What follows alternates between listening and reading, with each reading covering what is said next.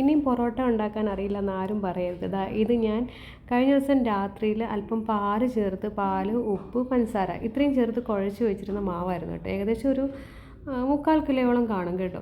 എന്നിട്ട് എണ്ണ പുരട്ടിയതിന് ശേഷം നമ്മുടെ ചപ്പാത്തിയുടെ പലക വെച്ചിട്ട് നല്ല രീതിയിൽ നല്ല തിന്നായിട്ട് അങ്ങോട്ട് പരത്തി കൊടുക്കുക.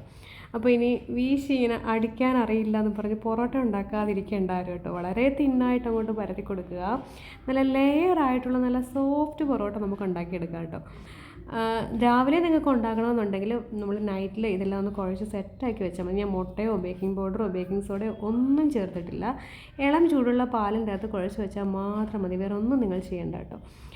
അപ്പോൾ പിന്നെ നമ്മുടെ പിസ്സ കട്ടർ വെച്ചിട്ട് രണ്ടായിട്ട് ഞാൻ തിരിച്ചിട്ടുണ്ട്. പിന്നെ നമ്മൾ കട്ട് ചെയ്ത് കൊടുക്കുക. അതിൻ്റെ സെൻറ്റർ പോർഷൻ മാത്രം ഇങ്ങനെ നല്ല രീതിയിൽ ഇങ്ങോട്ട് കട്ട് ചെയ്ത് കൊടുക്കുക. അങ്ങ് എഡ്ജ് വരെ അങ്ങ് കട്ട് ചെയ്തരുത്, അതെല്ലാം അങ്ങ് സെപ്പറേറ്റ് ആയി പോവും. അപ്പോൾ ഇങ്ങനെ ആക്കി കൊടുത്തിട്ട് അത് ചുറ്റിച്ചെടുത്താൽ മതി കേട്ടോ. ഇതാണ് നമ്മളുടെ ഐഡിയ, പുതിയ ഐഡിയ ആണ്. നല്ല ലെയറായിട്ടുള്ള പൊറോട്ട നമുക്ക് ഉണ്ടാക്കിയെടുക്കാം കേട്ടോ. കണ്ടില്ലേ? ഈ ഒരു രീതിയിൽ തന്നെ നിങ്ങൾ ആദ്യം ഒരു കപ്പ് മാവ് അല്ലെങ്കിൽ 2 കപ്പ് മാവ് പൊടി എടുത്തിട്ട്, മൈദ നല്ല ബ്രാൻഡ് നോക്കി വാങ്ങുകയാണെങ്കിൽ നല്ല അടിപൊളി പൊറോട്ട നമുക്ക് ഉണ്ടാക്കിയെടുക്കാം കേട്ടോ. മൈദ ചിലത് മോശമാണെന്നുണ്ടെങ്കിൽ നമ്മൾ പൊറോട്ടയും അത്ര പെർഫെക്റ്റ് ആയിട്ട് കിട്ടില്ലേ. അപ്പോൾ ഇതുപോലെ ഒന്ന് പിരിച്ച് കൊടുത്തിട്ട് കയ്യിൽ ഇങ്ങനെ ചുറ്റിച്ചെടുത്താൽ മതി കേട്ടോ. എണ്ണ നന്നായിട്ട്, അതായത് എണ്ണയിൽ മുങ്ങിക്കിടന്നാണ് പൊറോട്ട ഉണ്ടാക്കുന്നത് വെച്ചാൽ ഹെൽത്തി അല്ല ഒട്ടും. ഞാനത് ഒരിക്കലും റെക്കമെൻഡ് ചെയ്യില്ല. കാര്യം എന്ന് വെച്ച് കഴിഞ്ഞാൽ നമുക്ക് ഡെയിലി ഒന്നും കഴിക്കാൻ പറ്റുന്ന ഐറ്റം അല്ല. പിന്നെ വല്ലപ്പോഴൊക്കെ നമ്മുടെ നാട്ടിലെ ഡിഷസൊക്കെ ഒന്ന് മിസ് ചെയ്യുന്ന സമയത്തൊക്കെ ഞാൻ ഉണ്ടാക്കാറുണ്ട് കേട്ടോ. ഡെയിലി ഒന്നും ഉണ്ടാക്കാറില്ല. അപ്പോൾ ഇത്രയേ ഉള്ളൂ. അങ്ങനെ ചുറ്റിച്ചവിടെ വെച്ചിട്ടുണ്ട്. അതവിടെ ഇരിക്കട്ടെ. ബാക്കിയുള്ള എല്ലാം ഞാൻ ഇതേപോലെ ഉണ്ടാക്കിയെടുക്കുന്നുണ്ട്. ഇത് വേറൊന്നും അല്ല കേട്ടോ, എനിക്ക് അടിച്ച് പൊറോട്ട ഉണ്ടാക്കാൻ അറിയാൻ കഴിഞ്ഞിട്ടല്ല. അപ്പോൾ ഇനി അങ്ങനെ അറിയാൻ വയ്യാത്തവരുണ്ട് എങ്കിൽ ഇങ്ങനെ ഉണ്ടാക്കിയെടുത്തോളൂ കേട്ടോ. വളരെ ഈസി അല്ലേ നോക്കിയേ, വളരെ പെട്ടെന്ന് തന്നെ നമുക്ക് ഉണ്ടാക്കിയെടുക്കാം. മീൻസ് ഞാൻ ഉദ്ദേശിച്ചത് രാവിലെ എല്ലാം കൂടെ കുഴച്ച് പെട്ടെന്ന് തന്നെ ഉണ്ടാക്കിയെടുക്കാൻ പറ്റില്ല കേട്ടോ. ഇത് വൈകുന്നേരം നമ്മൾ കുഴച്ച് കുറച്ച് എണ്ണയൊക്കെ തടകി നല്ല നനഞ്ഞ തുണി വെച്ച് കവർ ചെയ്ത് തന്നെ വെക്കണം കേട്ടോ. അത് മാവ് ഇരുന്ന് കുതിർന്ന് വന്നാൽ മാത്രമേ നമുക്ക് ഇതേപോലെ ആക്കിയെടുക്കാൻ പറ്റുള്ളൂ. അല്ലാതെ 10 മിനിറ്റ് കൊണ്ട് തന്നെ അങ്ങോട്ട് ഉണ്ടാക്കിയെടുക്കാനൊന്നും പറ്റില്ല പൊറോട്ട കേട്ടോ. വൈകുന്നേരം, അതായത് നൈറ്റിൽ നമ്മൾ കുഴച്ച് വെക്കുകയാണെന്നുണ്ടെങ്കിൽ നെക്സ്റ്റ് ഡേ മോർണിംഗിൽ ബ്രേക്ക്ഫാസ്റ്റായിട്ട് നമുക്ക് എടുക്കാൻ പറ്റും. അല്ല ഇനിയിപ്പം വൈകിട്ട് ഉണ്ടാക്കണമെന്നുണ്ടെങ്കിൽ രാവിലെ മാവ് നമ്മൾ കുഴച്ച് വെക്കേണ്ടി വരും കേട്ടോ.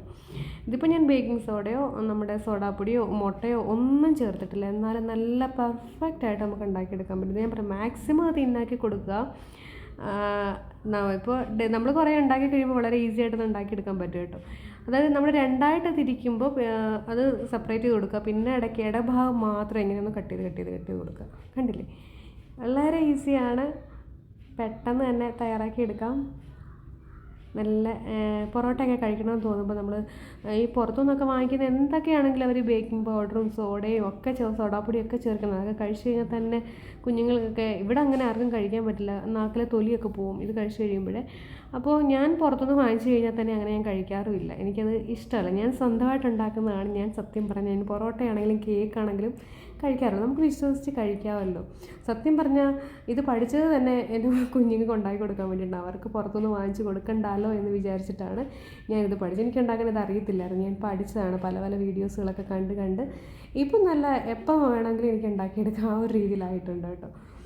അപ്പോൾ നിങ്ങൾ ഈ ഒരു രീതിയിൽ തന്നെ ഒന്ന് ട്രൈ ചെയ്ത് നോക്കുക. ആദ്യം കുറച്ച് ക്വാണ്ടിറ്റി എടുത്തൊന്ന് 1-2 പ്രാവശ്യം ഒന്ന് ട്രൈ ചെയ്യുമ്പോൾ അത് ഓക്കെ ആയിക്കോളും. വളരെ പെട്ടെന്ന് നമുക്ക് ഇപ്പോൾ ഇതേ സ്പീഡിൽ നമുക്ക് ഉണ്ടാക്കിയെടുക്കാൻ പറ്റും. ചില ബോൾസൊക്കെ വലുതായിപ്പോയി, ഞാനത് 2 എടുത്തിട്ടുണ്ട് കേട്ടോ. ഇനി ചുറ്റിച്ചിട്ട് എണ്ണ പുരട്ടി അങ്ങ് വെച്ച് കൊടുക്കുക. ഇനിയൊന്നുമില്ല, അതവിടെ ഇരുന്ന് കുതിരുമ്പോഴത്തേക്ക് നമുക്ക് ബാക്കിയുള്ളതിൽ ഇതേപോലെ ആക്കിയെടുക്കാം കേട്ടോ. എന്നിട്ട് ഒന്ന് കൈവച്ച് ഒന്ന് പ്രസ് ചെയ്ത് കൊടുത്തിട്ട് നമുക്ക് ചുട്ടെടുക്കാം. വളരെ സോഫ്റ്റ് ആയിട്ടുള്ള മട്ടൻ കറി ഉണ്ടായിരുന്നു, അതുകൊണ്ടിട്ടാണ് ഞാൻ പൊറോട്ട ഉണ്ടാക്കിയത്.